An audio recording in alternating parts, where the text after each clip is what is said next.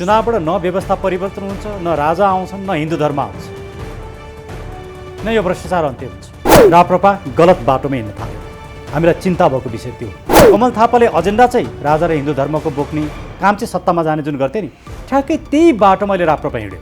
10-20 सिटै ल्याउनु होला एमाले साथ दियो भने त्यसले सत्ता परिवर्तन पनि हुँदैन, राजा ल्याउने राजाको एजेन्डा पनि पुरा हुँदैन, हिन्दू धर्मको एजेन्डा पनि पुरा हुँदैन, तपाईँको कुनै पनि एजेन्डा पुरा हुँदैन। तपाईँ खालि नागरिकहरूलाई भ्रमित गर्नु। कार्यपालिकाले काम गरेन, व्यवस्थापिकाले काम गरेन, न्याय त पाउनु पर्यो नि। न्यायपालिका पनि पुरै बाधक बनिदिने, अवरोध सिर्जना गर्ने। नागरिकले मुलुक बचाउन नागरिक आउँदैन भने मुलुक त अप्ठ्यारोमा पर्छ नि। यो पारित गराएर भोलि अप्ठ्यारो निम्त्याउने होइन कि यो पारितै गर्न हुँदैन, पारितै हुन दिनु हुँदैन। चुनावमा गइसके पछाडि आफू मन्त्री बन्नेला, आफू सांसद बन्नेला, सत्ताको बार्गेनिङ होला, तर व्यवस्था परिवर्तन हुँदैन। यो अहिलेको निर्वाचन प्रणाली चाहिँ लुटतन्त्रमा आधारित छ, बिग्रिएको निर्वाचन प्रणाली जहाँ भ्रष्टाचार, पैसा, गुन्डा, छलकपटमा आधारित छ।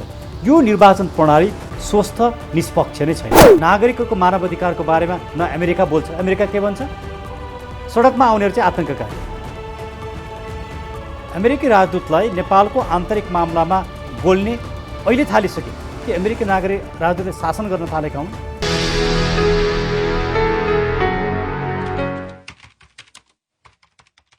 दर्शकवृन्द, हामीसँग आज गेस्टको रूपमा हुनुहुन्छ अन्तर्राष्ट्रिय कानुनविद तथा वरिष्ठ राजनीतिक विश्लेषक डाक्टर सुरेन्द्र भण्डारी। सर, स्वागत छ यहाँलाई। धन्यवाद मनोज सर। आरामै हुनुहुन्छ? ठिक छु। डाक्टर साहब, चर्को रूपमा एमसिसीको विरोध गर्दै हुनुहुन्छ। यो के कुरामा एमसिसी घातक छ, आज प्रस्ताइदिनु न। धन्यवाद मनोजी। अहिले एमसिसीको विषयमा मुलुकमा 3टा दृष्टिकोण छन्। पहिलो दृष्टिकोण चाहिँ एमसिसी पारित गरेपछि 55-60 अरब रुपियाँ मुलुकलाई आउँछ, त्यो अनुदान हो, त्यो ऋण तिर्नु पर्दैन र त्यसले नेपालको आर्थिक समृद्धि हुन्छ, विकास हुन्छ, यसरी अनुदानमा आउने रकम विरोध गर्नु हुँदैन भन्ने एउटा दृष्टिकोण। त्यो अहिले सत्तामा बस्ने सत्तासीन दलहरूको दृष्टिकोण। अर्को दृष्टिकोण छ एमसिसी पास भएपछि अमेरिकी सेना नेपालमा आउँछन्, अमेरिकी सेनाले बुट बजार छ र नेपाल चाहिँ तहस नहस हुन्छ भन्ने अर्को दृष्टिकोण छ। यी दुवै दृष्टिकोणहरू चाहिँ अतिवादी दृष्टिकोण हुन्। हाम्रो दृष्टिकोण चाहिँ योभन्दा फरक छ। त्यो दृष्टिकोण के हो भने एमसिसीका कतिपय प्रावधानहरू नेपालको हितमा छैनन्। नेपालको सार्वभौम सत्ता, नेपालको स्वाधीनता र संवैधानिक सर्वोच्चताको सिद्धान्त विपरीत छन्। त्यसैले त्यस्ता मुलुकको अहितमा भएका प्रावधानहरूलाई हटाएर या परिमार्जन गरेर एमसिसी पारित गर्ने हो भने ठिक छ, तर यसरी परिमार्जन नगर्ने हो भने एमसिसी पारित गर्न हुँदैन, यसलाई खारेज गर्नुपर्छ भन्ने हाम्रो दृष्टिकोण। अब एमसिसीमा के खराबी छन् त भन्ने जहाँसम्म यहाँको प्रश्न छ, त्यसमा थुप्रै खराबीहरू छन्। त्यसमध्ये केही कुराहरू म बुदागत रूपमा राखौँ। पहिलो हो एमसिसी पारित भएपछि नेपालको घरेलु कानुनभन्दा एमसिसी माथि हुन्छ भन्ने प्रावधान राखेको छ। त्यो भनेको के हो भने घरेलु कानुन भनेको हाम्रो संविधान, ऐन, नियम, नीति यी सबैभन्दा माथि चाहिँ एमसिसी हुन्छ। त्यसैले एमसिसी हाम्रो कानुनभन्दा माथि भएपछि हाम्रो संविधान र कानुनले भने बमोजिम होइन कि एमसिसीले भने बमोजिम गर्नुपर्ने हुन्छ। त्यो भनेको यो मुलुकको राजनीतिक स्वाधीनता नै छैन, हाम्रो सार्वभौम सत्ता नै छैन भन्ने कुरा त्यसले देखाउँछ। त्यसैले एमसिसी चाहिँ संवैधानिक सर्वोच्चताको सिद्धान्त विपरीत छ र हाम्रो सार्वभौम सत्ताको विपरीत छ भन्नेको। अब प्रश्न उठ्छ, संविधानको एउटा सार्वभौम सत्ता विपरीत या संवैधानिक सर्वोच्चता विपरीत भएर के हुन्छ त भन्ने कसैले प्रश्न गर्न सक्छ। आफ्नो मुलुक र आफ्नै अस्तित्व विपरीत हुँदाखेरि पनि के हुन्छ भन्ने प्रश्न भने यो कुनै प्रश्न नै होइन। यो भनेको दासत्व। दासत्व स्वीकार गर्नेले मात्रै यस्तो धारणा राख्छ। त्यसैले अहिले सत्तामा बसेकाले दासत्व स्वीकार गरे, किनकि आफ्नै संविधानभन्दा माथि एमसिसीलाई राख्ने कुरा पनि उनीहरूलाई स्वीकार्य। आफ्नो सार्वभौम सत्तामाथि एमसिसीले धावा बोल्दा पनि स्वीकारे त्यो भनेको दास मनोवृत्ति हो। यस किसिमको दास मनोवृत्तिलाई हामीले स्वीकार्न सकिँदैन। नेपाल कहिले पनि पराधीन भएको छैन र हामी पराधीन हुन पनि सक्दैनौँ। त्यसैले यो कुरा स्वीकार गर्न सकिँदैन भन्ने हाम्रो दृष्टिकोण एउटा। दोस्रो के हो भने एमसिसीमा भएको प्रावधान चाहिँ कस्तो छ भने नेपाल सरकारले एमसिसीको निर्देशन पालना गर्नुपर्छ, अमेरिकी सरकारको कानुन र नीति निर्देशन पालना गर्नुपर्छ। यो चाहिँ कुनै एउटा देशको अर्को देश उपनिवेश हुँदाखेरि त्यो उपनिवेशले पालन गर्नुपर्ने कुरा जस्तो देखिन्छ। यही हो नव उपनिवेशवाद भनेको यही हो। त्यसैले एमसिसीका नाममा जसरी एउटा नव उपनिवेशवाद भित्राइदिन्छ मुलुकभित्र, त्यो डरलाग्दो छ। र फेरि कतिले भन्छन् होइन यो त 5 वर्षको प्रोजेक्ट हो, 5 वर्ष सिद्धिएपछि त सिद्धिगयो नि भन्छन्। तर एमसिसीका प्रावधान यस्ता छन् कि अहिलेको बहाल रहेको अमेरिकाको कानुन र पछि बन्ने कानुन समेत बनिएको छ। मान्छे अहिले 5 वर्षको प्रोजेक्ट सिद्धिँदैमा होइन, किनकि त्यो एमसिसीले दिएको प्रोजेक्ट अन्तर्गत ट्रान्समिसन लाइन त सधैँलाई हुन्छ। त्यो ट्रान्समिसन लाइन भइन्जेलसम्म त्यसले नियन्त्रण गर्छ। त्यसको अर्थ के हो भने हाम्रो नेपालको राजनीतिक स्वाधीनता चाहिँ सधैँ खतरामा पर्छ। त्यसैले हामीले यसको विरोध गरेका हौँ। तेस्रो के हो भने जहाँ एमसिसीको प्रोजेक्ट हुन्छ त्यहाँ कुनै पनि अपराध भएको खण्डमा त्यहाँ ज्यान मारिएला, त्यहाँ रेप होला, त्यहाँ ड्रग्स होला, जेसुकै होस्, कुनै पनि अपराधमा हाम्रो प्रहरीले सुरक्षा निकायले अनुसन्धान गर्न पनि पाउँदैन, कारबाही गर्न पनि पाउँदैन। त्यस्तो मुद्दा अदालतमा दायर गर्न पनि पाइँदैन, अदालतले मुद्दा हेर्न पनि पाउँदैन। यो स्पष्ट लेखेको छ, प्रष्ट छ, प्रष्ट रूपमा लेखिएको छ। यो अहिलेका नेताहरूले किन चाहिँ यो छैन, यो जनताहरू भेडो हुन्, पढेका छैनन् भनेको होला नि त। अन्तर्राष्ट्रिय कानुनको ज्ञाता प्राध्यापक डाक्टर हुनुहुन्छ, त्यो नेताहरूलाई आज पाठ सिकाउनु डाक्टर साहब होइन। यो कुरो त मैले बोलेका यी सबै कुराहरू एमसिसीको दस्तावेजमा लेखिएका कुरा हुन्। त्यो एमसीको दस्तावेज पढ्ने कसैले पनि त्यो कुरा पढ्छ होइन, बुझ्छ। देखि जनतालाई चाहिँ किन यसरी हेपेका होला नि त नेताहरूले? मैले अघि पनि भने मनोजी कि उहाँहरूको अमेरिकालाई खुसी पारेपछि आफ्नो राजनीतिक स्वार्थ पुरा हुन्छ, आफू सत्तामा बस्न सकिन्छ भन्ने एउटा त्यो दासत्वको मनोवृत्ति एउटा। दोस्रो चाहिँ उहाँहरूले हिजो गल्ती गरिसक्नुभयो। एमसिसीको दस्तावेज बनाउने क्रममा उहाँहरूले पढ्नु नै भएन, त्यसमा छलफलै गर्नु भएन। पैसा आउँछ भनेपछि उहाँहरूले हत्तनपत्त दस्तखत गरिदिनु भयो। र उहाँहरूलाई के लागेको थियो भने नेपाली नागरिकहरू पनि सबै पढ्दैनन्, सरकारले जे भने भइहाल्छ र पैसा आउने भएपछि नेपालीहरूले आँखा चिम्लिहाल्छन्, महाकाली सन्धि जस्तै भन्ने उहाँहरूले ठान्नुभयो। तर अहिले नेपाली समाज फरक छ।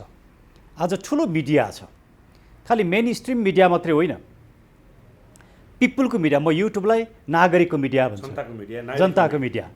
किनभने यसले नागरिक समक्ष सन्देश, सूचना, जानकारी पुर्याउने काम गर्छ। त्यसले यो चाहिँ नागरिकको मिडिया हो। र आज नागरिकको मिडिया सशक्त छ र समाजमा पढालेखा बुद्धिजीवीहरू, विश्लेषकहरू पनि आज धेरै छन् र उनीहरूले पढ्छन्। र यो जब यो एमसिसीको टेक्स्टहरू समाजमा पढियो र छलफल सुरु भयो, त्यस पछाडि समाजको एउटा विद्वत वर्गले के भने ओह एमसिसी त खराब रहेछ र यसका बुदागत रूपमा, जस्तो भनौँ दलभित्रका नि भीमरावजीले यसको बुदागत रूपमा छलफल गर्नुभएको छ, लीलामणि पोखरेलजीले गर्नुभएको छ, देव गुरुङजीले गर्नुभएको छ र हामी सत्ताभन्दा बाहिरका बुद्धिजीवी विश्लेषकहरूले पनि गरेका छौँ। त्यसैले यस किसिमको अदालतको क्षेत्राधिकार नै हाम्रो कानुनै नलाग्ने गरी लेखिएको प्रावधानलाई पनि स्वीकार गर्ने प्रवृत्ति भनेको दासत्वभन्दा अरू केही पनि होइन। तर अचम्मको कुरा त के छ भने मनोज चाहिँ यति साङ्घातिक प्रावधान हुँदाहुँदै ती प्रावधानको विरुद्धमा एमसिसी चाहिँ मुलुकको अहितमा छ, हाम्रो संविधानभन्दा माथि छ, अदालतभन्दा माथि भयो, यस्तो एमसिसी पारित गरिनु हुँदैन, रोकिनु पर्दछ भनेर अदालतमा मुद्दा लिएर जाँदाखेरि, रिट लिएर जाँदाखेरि अदालतले दर्ता गरेन। साँच्चै म यहाँ आउँदै थिएँ डाक्टर साहब, तपाईँहरू त हिजो सशक्त रूपले रिट लिएर जानुभयो, निवेदन दिनुभयो, तर दर्ता भएन छ। अब के हुन्छ डाक्टर साहब? हिजो दिनभरि उहाँहरूले राख्नुभयो। हजुर। अनि आज 12 बजेतिर दर्ता गर्न मिल्दैन भनेर उहाँहरूले भन्नुभयो। त्यो भनेको कानुनी भाषामा दरपीठ गर्नुभयो। दरपीठ भइसके पछाडि हाम्रो अदालती प्रक्रिया कस्तो हुन्छ भने त्यो दरपीठ बदर गरी पाऊँ भनेर निवेदन दिएपछि त्यो निवेदन तुरुन्तै दर्ता हुन्छ र त्यसको भोलिपल्टै पेशी चल्छ, अर्थात् न्यायाधीशको इजलासमा पुगेर त्यो छलफल हुन्छ। तर आज दिनभरि पनि उहाँहरूले त्यो निवेदन पनि दर्ता गरिदिनु भएन। डाक्टर साहब एउटा कुरा भन्नु त कानुनी रूपले अदालतमा जुन दर्ता गर्न जानुभयो के कुरामा एमसिसीका प्रावधानका प्रस्तावहरू चाहिँ नेपालको कानुन बमोजिम छैन अनि यहाँहरू चाहिँ अदालत जानुभयो? हो, त्यो म अघि भन्दै थिएँ, मैले 2-3 वटा त भनि नै सकेँ। तर म त्यसमा आउनुभन्दा अगाडि हाम्रो अदालतको जुन प्रक्रिया छ, आज अदालतले दरपीठ उप लगेको निवेदन पनि जसरी दर्ता गरेन, दिनभरि झुलाएर राख्यो। यसको अर्थ के हो भने पर्सि 12 गते एमसिसी पारित हुँदैछ, उहाँहरू आज झुल्याउने, सायद भोलि पनि अबेरतिर उहाँहरूले दर्ता गर्नुहोला, अनि 1-2 दिन पछाडिको पेशी राखिदिनुहुन्छ। यसरी स्वयं अदालतले पनि एमसिसीको सपोर्टमा काम गरिरहेको प्रष्ट देखियो। नेपालको ठुला मिडिया त उनीहरूले किनेको छ सतहमै आइसक्यो। हो, तर अदालतले पनि एमसिसीकै पक्षमा लागेर जसरी काम गर्यो, किनभने दरपीठ गरेको कुरा पनि के छ भने योभन्दा अगाडि पनि मैले भदौ 20 गते एमसिसीको विरुद्धमा रिट निवेदन लिएर गएको थिएँ। त्यो बेला अदालतले दरपीठ गरेर के भन्यो भने संसदमा पेश नभएको कारणले, टेबल नभएको कारणले दर्ता गर्न मिल्दैन भन्यो। ओके, तर अहिले त टेबल भइसक्यो नि। अदालतले नै हिजो दर्ता नहुँदा, टेबल नहुँदाखेरि दर्ता गर्न मिल्दैन भने चाहिँ अब त टेबल भएपछि दर्ता गर्नु पऱ्यो नि। तर अदालत आफैले एउटा कुरा भन्ने र आफ्नै विरुद्धमा काम गर्ने, आफूले बोलेकै कुरा चाहिँ अडानमा नरहने, लेखेको कुराको अडानमा नरहने। यो भनेको अदालत चाहिँ कस्तो भयो भने एउटा कुरा बोल्ने, अर्को कुरा गर्ने, अनप्रेडिक्टेबल भनिन्छ। अदालत भनेको सधैँ प्रेडिक्टेबल हुन्छ, रुल अफ ल भनेको प्रेडिक्टेबल हुन्छ। त्यसैले अदालतले अहिले आज जुन अनप्रेडिक्टेबल काम गर्यो र जुन किसिमले दरपीठ उपरको निवेदन दर्ता गरेन र दिनभरि समय झुल्यायो, यसबाट के देखिन्छ भने कतै अदालत र कर्मचारी प्रशासन एमसिसीको पक्षमा राजनीतिक रूपमा उभिएको त होइन, अदालतले राजनीति गर्न थालेको त होइन। एमसिसीमा अवरोध गर्लान् भनेर चोलेन्द्र शमशेरलाई हटाइया रहेछ। तर अहिले आएको प्रधान न्यायाधीश, कामु प्रधान न्यायाधीश र अहिलेको जुन प्रशासन छ त्यसले त फेरि एमसिसीकै पक्षमा काम गर्यो भनेपछि एमसिसीको पक्षमा काम गर्न ल्याइएको हो। यो प्रश्न त उठ्यो नि। अब वातावरण त त्यस्तै देख्यो नि डाक्टर साहब। सन् 2017 मा पनि शेरबहादुर देउपा र ज्ञानबहादुर कार्कीले यो प्रस्ताव गरेका छन्। हो, अहिले आएर पनि संसदमा अस्ति बोल्ने ज्ञानबहादुर कार्की, प्रधानमन्त्री शेरबहादुर देउपा, यता चोलेन्द्र शमशेर बाधक बने, उसलाई महाभियोग लगाएर अहिले साइडमा राखिएको छ, अर्को काम गरियो।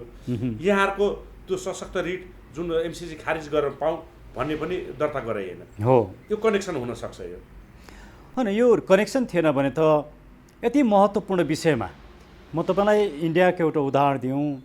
इन्डियामा संविधानमा संशोधन गरेर अदालतले मुद्दा हेर्न पाउने कुरालाई कटौती गरियो। त्यो कुरालाई अदालतले खारेज गर्यो, संविधानको संशोधन समेतलाई खारेज गर्यो। त्यसरी न्यायपालिकाको स्वाधीनता बचाइएको छ।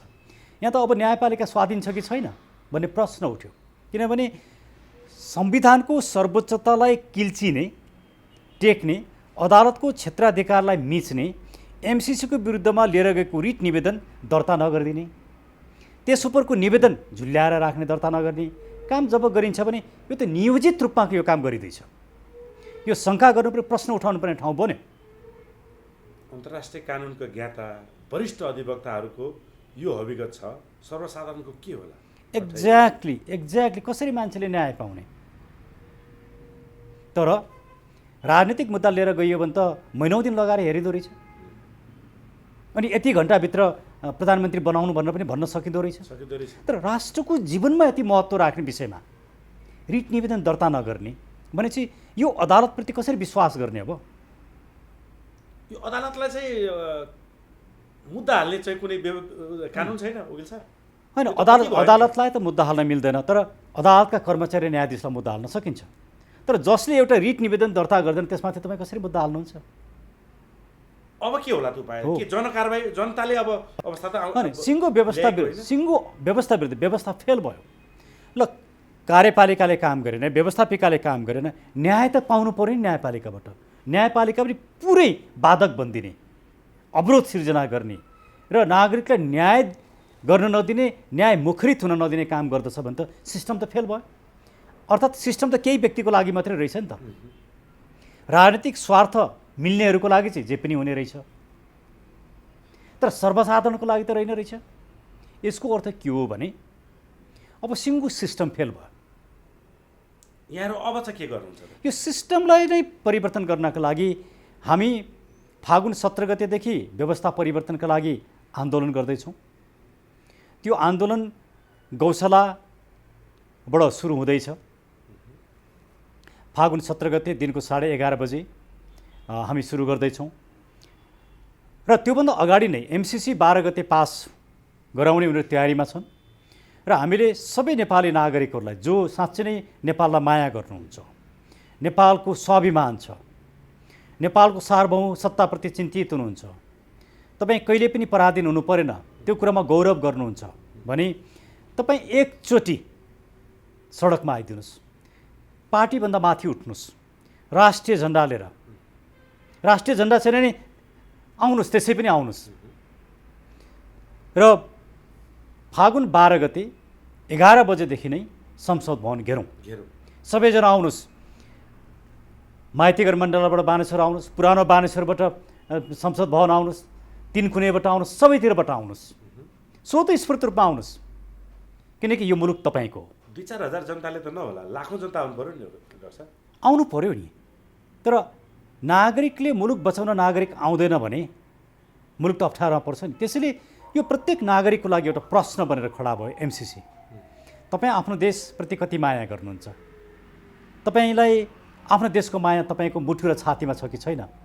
यो प्रश्न बनेर आयो। त्यसैले मलाई लाग्छ नेपाली नागरिकहरू आफ्नो मुलुकलाई माया गर्नुहुन्छ, अगाध रूपमा माया गर्नुहुन्छ, मुलुकमाथि सङ्कट आउँदाखेरि सडकमा आउनुहुन्छ र 12 गते संसद भवन घेर्नु पर्दछ र MCC पास गर्न दिनु हुँदैन।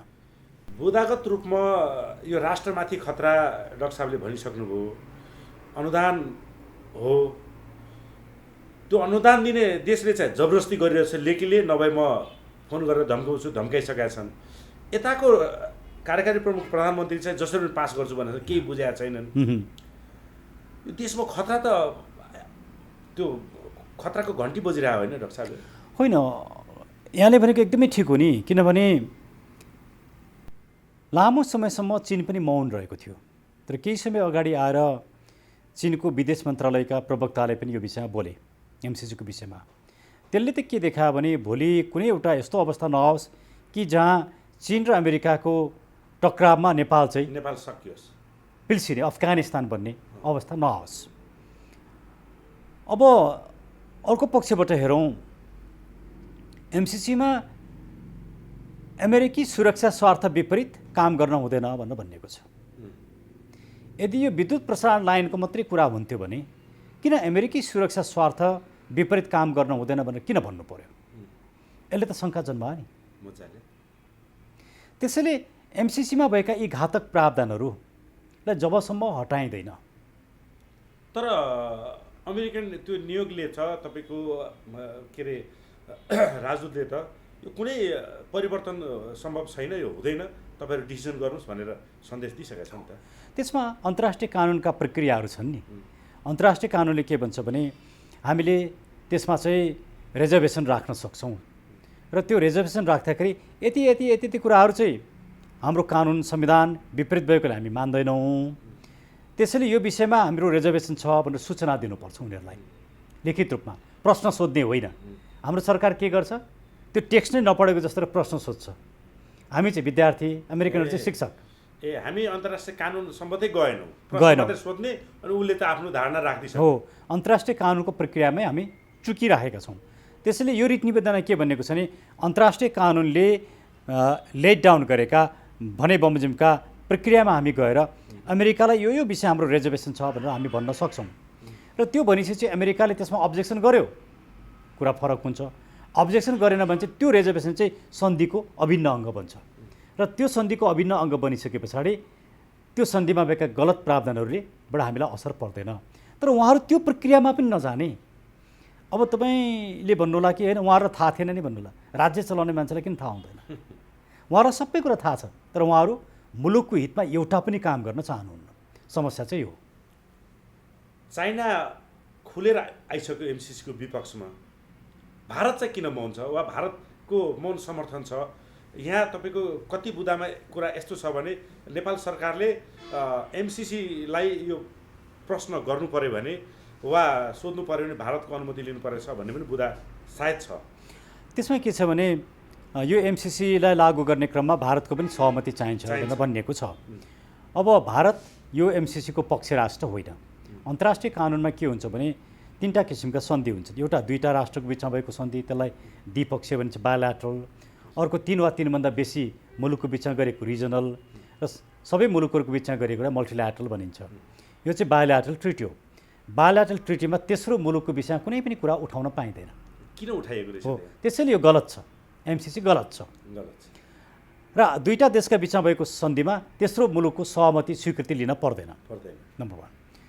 अर्को कुरा के छ भने एमसिसीको सन्धिमा यो दस्तावेजमा संसदमा लगेर पारित गर्नुपर्छ भन्ने कुरा लेखिएकै छैन। र अन्तर्राष्ट्रिय कानुनले खास गरिकन Vienna convention on law of treaties भनिन्छ, भियना अभिसन्धि भनिन्छ, त्यसले कुनै पनि सन्धि कसरी लागू हुन्छ भन्ने विषयमा त्यही सन्धिमा नै लेखिनु पर्दछ भन्छ। एमसिसीको दस्तावेजमा यो कुरा लेखिएको छैन। संसदमा लगेर पारित गराउनुपर्छ भन्ने कुरा नलेखिकन संसदमा लान मिल्दैन। यहाँ भनिन्छ नि यो संसदमा लानलाई चाहिँ नेपालको ब्युरोक्र्याटले र केपी ओली सरकारले चाहिँ सल्लाह दिएको अरे भन्ने कुरा पनि भन्छ नि। होइन, अर्थ मन्त्रालयले कानुन मन्त्रालयलाई सोधेको र कानुन मन्त्रालयले चाहिँ संसदबाट अनुमोदन गराउनुपर्छ भनेर भनेको भन्ने कुराहरू बाहिर आएका छन्। अब कानुन मन्त्रालयले जुन कुरा अनुमोदन गराउनुपर्छ भन्यो, कानुन मन्त्रालयले भनेर यो अनुमोदन हुँदैन, किनकि त्यो कुरा सन्धिमा लेखिनुपर्छ। सन्धिका कुरालाई कानुन मन्त्रालयको चिठीले परिमार्जन गर्न सक्दैन। फेरि नेपालले चाहिँ संसदबाट पारित गराउनु पर्ने, अमेरिकाले चाहिँ पारितै गराउनु नपर्ने, त्यस्तो पनि सन्धि हुन्छ। एउटा देशले उसको संसदबाट पारित गराउनुपर्छ, अर्को देशले पनि संसदबाट पारित गराउनुपर्छ। अमेरिकाको सेनेटबाट पारित गराउनु पर्यो, अमेरिकाले चाहिँ पारित गराउनै नपर्ने, अनि नेपालले मात्रै पारित गराउनु पर्ने, यस्तो किसिमको द्विपक्षीय सन्धि हुँदैन। यस्ता किसिमका सन्धिलाई अन्तर्राष्ट्रिय कानुनले सन्धिको श्रेणीमा नै मान्दैन। त्यसैले यो रिट निवेदन उठाएको कुरा के यो सन्धि नै होइन, यो सन्धि नै नभएको कारणले संसदमा लगेर पास गरिरहनै पर्दैन भन्ने मिलेनियम च्यालेन्ज कर्पोरेसनको उद्देश्य नेपालमा नेपालको हितमा पक्कै पनि देखिँदैन, किनकि जबरजस्ती गरिरहेका छन् र नेपालको नेताहरू पनि जसलाई उनीहरूले किनिसकेका छन् उनीहरूले पनि त्यही गर्दैछन्। भोलिको दिनमा एमसिसी पास भयो र तपाईँहरूको आन्दोलन त्यसपछि चर्क्यो, 2 करोड 51 लाख जनताले अब एमसिसी फाले, नेताहरू नजरबन्द गरे, तर अमेरिका फर्केर जाने त त्यहाँ कानुनले दिँदैन नि त। कानुन त अमेरिका हातमा गइसकेको हुन्छ। उसले क्षतिपूर्ति चाहिँ धेरै ठुलो क्षतिपूर्तिको डिमान्ड गर्छ भन्ने सुनिएको छ। यो बारेमा पसाइदिनु पर्ला र सन्धि खारेज गर्न पाइन्छ। 50 करोड डलरको लागि भोलि 10 खरब डलर पनि नेपालले तिर्नुपर्छ भन्ने शर्त राख्न सक्छ अरे, र त्यसपछि नेपालले त्यो तिर्न सक्दैन, एमसिसी सदा सर्वदा नेपाल रहन्छ भन्ने कुरा पनि बजारमा आएको छ। होइन, हामीले एमसिसी 30 दिनको सूचना दिएर खारेज गर्न सक्छौँ। यो सरकार, यो सत्ता, यी दल र यी नेताले गर्दैनन्। त्यसैले यो व्यवस्था परिवर्तन भएर आउने सरकारले खारेज गर्छ। हामी यदि सरकारमा आयौँ भने सरकारमा आएको भोलिपल्ट हामी यो खारेज गरिदिन्छौँ, त्यसमा दुई मात्रै छैन। तर अमेरिका फर्किन चाहेन हो, त्यो बेलामा हामीले खारेज गरेपछि नफर्किने त उनी हुँदैन, फर्किनुपर्छ। क्षतिपूर्ति डिमान्ड गर्छ। हो, क्षतिपूर्ति डिमान्ड गर्छ। कति क्षतिपूर्ति दिनुपर्ने भन्ने कुराहरू प्रष्ट रूपमा लेखिएको छैन, तर क्षतिपूर्तिको नियम के हुन्छ भने जति लगानी गरिएको छ त्यो बराबरको क्षतिपूर्ति दिने हो। त्यसैले भोलि अमेरिकाले अप्ठ्यारो पार्न सक्छ। ती उदाहरण छ, ती अवस्थाहरू छन्। त्यसैले हामी के भन्छ भने यो पारित गराएर भोलि अप्ठ्यारो निम्त्याउने होइन कि यो पारितै गर्न हुँदैन, पारितै हुन दिनु हुँदैन। यदि कुनै कारणले यी दल र नेताहरूले पारित गरे भने यी सबै दल र नेताहरूलाई आन्दोलनका माध्यमबाट सत्ता परिवर्तन गरेर व्यवस्था परिवर्तन गरेर फाल्नुपर्छ।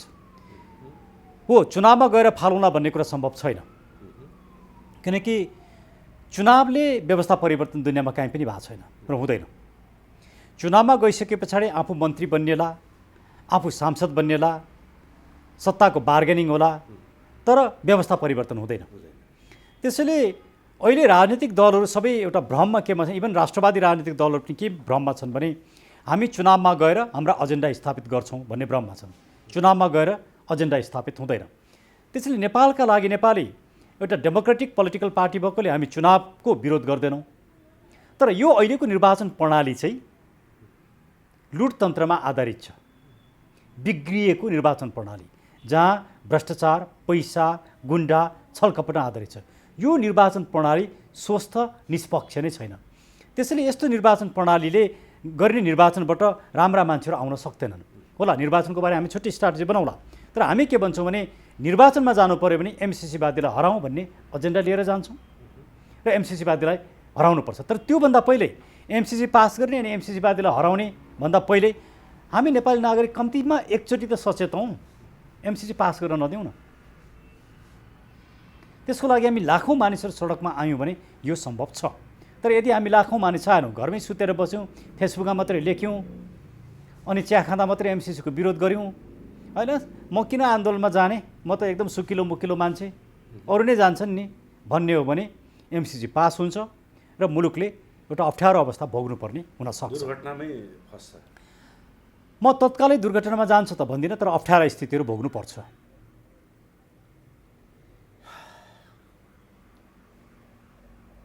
12 गतेको आन्दोलनको प्रकृति स्वरूप कस्तो होला त डाक्टर साहब? 12 गते आम नेपाली नागरिकहरू स्वतस्फूर्त रूपमा आउनको लागि म हार्दिक रूपमा अनुरोध गर्दछु। सरकारले दमन गर्न हुँदैन, सरकारले दमन गरेर प्रतिकार हुन्छ। त्यसको जिम्मेवारी लिन तयार हुनुहुन्छ? त्यो सरकारले लिनुपर्छ, त्यो जिम्मेवारी सरकारको। सरकारले नागरिकलाई दमन गर्ने होइन। जिम्मेवारी नागरिकहरूले शान्तिपूर्ण रूपमा विरोध गर्न पाउने प्रत्येक डेमोक्रेसीमा र यो संविधान अन्तर्गत नागरिकको अधिकार हो। र नागरिकले आफ्नो आवाज मुखरित गर्दाखेरि ती नागरिकमाथि पानीको फोरा फाल्ने, अश्रु ग्यास फाल्ने, प्लास्टिकका गोली, रबरका गोली चलाउने, त्यो पनि डेमोक्रेटिक सरकार हुन्छ। नागरिकहरूको मानवाधिकारको बारेमा न अमेरिका बोल्छ। अमेरिका के भन्छ? सडकमा आउनेहरू चाहिँ आतङ्ककारी। अमेरिकी राजदूतलाई नेपालको आन्तरिक मामलामा बोल्ने अहिले थालिसके कि अमेरिकी राजदूतले शासन गर्न थालेका हुन्। अमेरिकन राजदूतमाथि त यो सरकारले स्पष्टीकरण सोध्नुपर्ने हो। न कुनै राजनीतिक दल र न मानवाधिकारवादीहरू कोही ती आन्दोलनकारीहरू नागरिकहरू एकचोटि जुरुक्कै उठ्न जरुरी छ, सडकमा आउन जरुरी छ। हामी सबै सडकमा आयौँ। 2 लाख मान्छे सडकमा आएर त्यो संसद भवन घेर्यो भने पास गर्न सक्दैनन्। एमसिसी असफल पार्नै पर्छ, असफल बनाउनै पर्छ।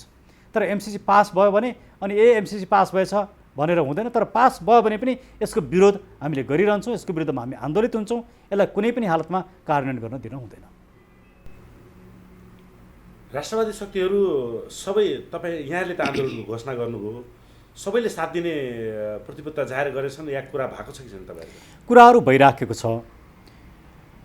अब राष्ट्रवादी शक्ति आउनु पर्दछ आन्दोलनमा, सबैले साथ दिनुपर्दछ, यो सबैको कर्तव्यको कुरा हो। यो कसैले कसैलाई अनुरोध गर्ने कुरै होइन।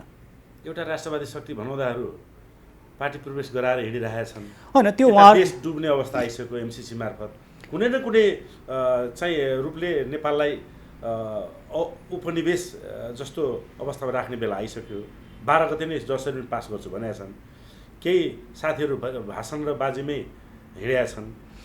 उनीहरूलाई के भन्न चाहनुहुन्छ? होइन, उहाँहरू चुनावको तयारीमा हुनुहुन्छ।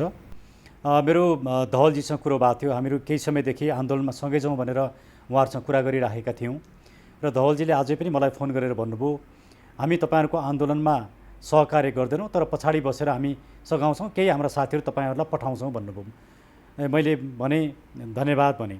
मैले यही कुरा बालकृष्णजीसँग पनि सल्लाह गरेँ। बालकृष्णजीले भन्नुभयो हामीले यस्तो अपेक्षा गरेका थिएनौँ, किनकि उहाँहरू त आन्दोलनमा सहकार्य गरेर जानुपर्ने, नेतृत्व लिनुपर्ने हो। त्यसैले उहाँहरू अहिले चुनावको पक्षमा हुनुहुन्छ। चुनावबाट व्यवस्था परिवर्तन हुँदैन। चुनावबाट न व्यवस्था परिवर्तन हुन्छ, न राजा आउँछन्, न हिन्दू धर्म आउँछ, न यो भ्रष्टाचार अन्त्य हुन्छ।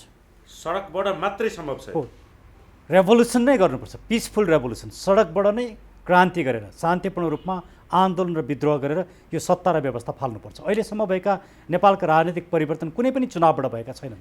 दुनियाँमा कहीँ पनि यस्तो उदाहरण छैन। त्यसैले अहिले राप्रपा गलत बाटोमा हिँड्न थाल्यो। हामीलाई चिन्ता भएको विषय त्यो। उहाँहरू आन्दोलनमा आउनुपर्छ, आन्दोलनको नेतृत्व लिनुपर्छ।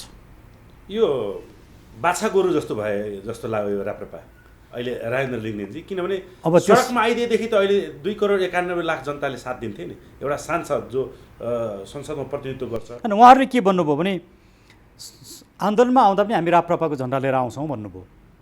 मैले भने हामी कुनै पनि पार्टीको झन्डा स्वीकार गर्दैनौँ, हामी पनि हाम्रो पार्टीको झन्डा ल्याउँदैनौँ, हामीले पार्टीको नामबाट पनि आन्दोलनमा आएका छैनौँ, हामी खालि नेपालका लागि नेपाली मात्रै भनेर आएका छौँ। दुःखको कुरा डाक्टर साहब, यो पार्टीको झन्डा चाहिँ राष्ट्रिय झन्डाभन्दा बढी माया कसरी भएको हो? त्यो भनेको देशभक्ति छैन, त्यो भनेको सांसद बन्ने, मन्त्री बन्ने सम्मको योजना हो। कमल थापा जुन प्रवृत्ति थियो ठ्याक्कै त्यही प्रवृत्ति अहिले देखियो। बोली र व्यवहारमा फरक पाइयो। तपाईँ एउटा सिम्पल कुरा मनोजी, म यहाँलाई नै भनौँ, प्रत्येक नेपाली नागरिकले सोच्ने बेला आयो, तपाईँ चुनावबाट हिन्दू धर्मको कुरा, राज संस्थाको कुरा पुरा हुन्छ? तपाईँ सांसद बन्नुहुन्छ, तपाईँ मन्त्री पनि बन्नु होला, ताल परे उपप्रधानमन्त्री प्रधानमन्त्री पनि बन्नु होला, तर त्यसबाट राप्रपाको एजेन्डा पुरा हुँदैन। त्यसैले उहाँहरूले कमल थापाले एजेन्डा चाहिँ राजा र हिन्दू धर्मको बोक्ने काम चाहिँ सत्तामा जाने जुन गर्थे नि, ठ्याक्कै त्यही बाटोमा अहिले राप्रपा हिँड्यो। त्यो चाहिँ हाम्रो लागि दुःखको कुरा। त्यसैले म अहिले पनि भन्छु साथीहरूलाई, बाटो नबिराउनुहोस्।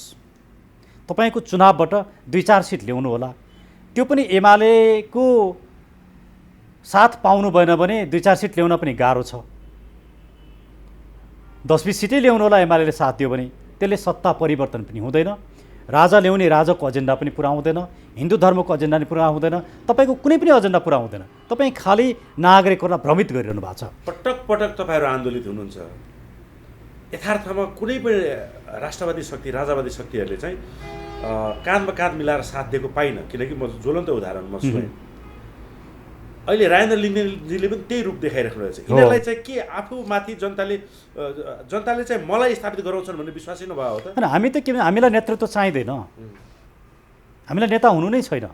मुलुक परिवर्तन गरौँ न। पिपुलले आफै आफ्नो नेता बनाउँछ, तपाईँले पदले नेता हुन्छ र? त्यही त।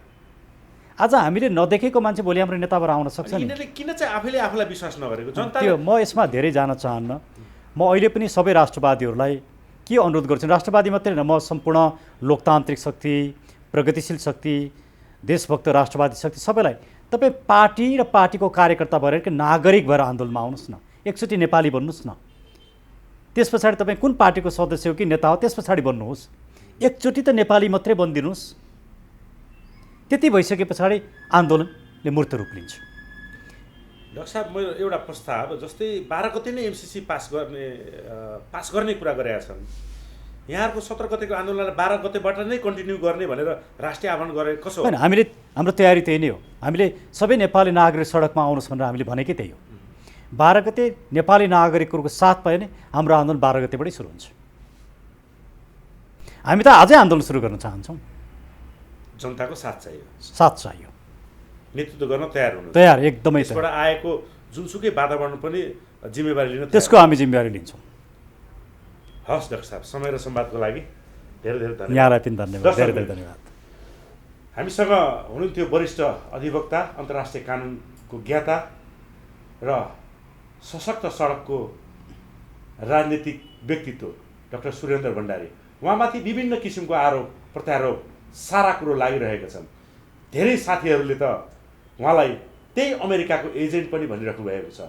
तर हामीले देखिरहेको छौँ सडकमा र सदनमा पनि, सदनको मामलामा पनि र कानुनी लडाइँको रूपमा पनि ती शक्तिहरू विरुद्ध, एमसिसी विरुद्ध मैले देखि मसँग सहकार्य गर्नलाई पनि सबैभन्दा सशक्त रूपले सडकमा आन्दोलित उहाँ नै हुनुहुन्छ।